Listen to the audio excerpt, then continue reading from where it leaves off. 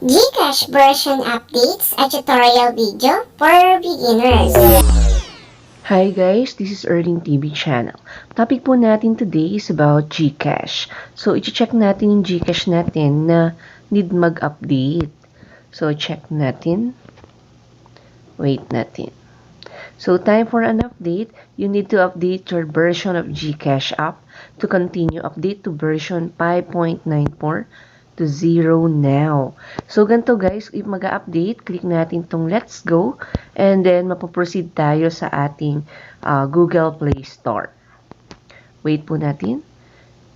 So, yan. So, dito sa GCash, meron po tayo ditong uninstall and update. Click natin tong update para ma-update po yung ating account na GCash para po magamit na po natin.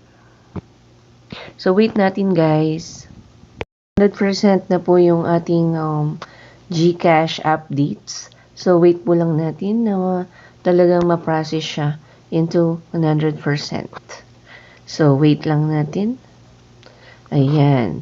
So, dito guys, makikita na natin installing na siya. And, wait natin mag-blue itong open.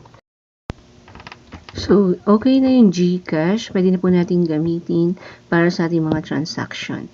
So, kung nagkaroon ka ng additional information regarding this, pakiclick na rin po ang subscribe button and i-click na rin po ang notification bell para updated po kayo sa latest tutorial video ng Erling TV dito sa YouTube.